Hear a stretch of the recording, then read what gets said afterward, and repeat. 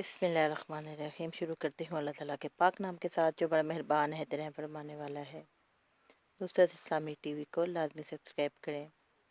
معدے کی صفائی۔ رسول اللہ صلی اللہ علیہ وآلہ وسلم نے فرمایا، انار کو اس کے اندرونی چھلکے سمیت کھایا کرو کیونکہ یہ معدے کی صفائی کرتا ہے۔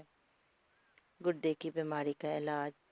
رسول اللہ صلی اللہ علیہ وآلہ وسلم نے فرمایا، پہلو کے درد کا سبب گردے کی نس ہے۔ جب وہ حرکت کرتی ہے تو انسان کو تکلیف ہوتی ہے اور اس کا علاج گرم پانی اور شہد سے کرو۔ پیٹ کے کیڑوں کا علاج۔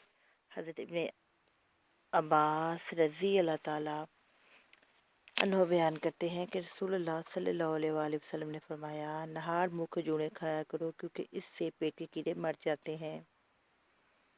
دل کی کمزوری کا علاج۔ رسول اللہ صلی اللہ علیہ وآلہ وسلم نے فرمایا، تم لوگ سنترا استعمال کیا کرو کیونکہ یہ دل کو مضبوط کرتا ہے۔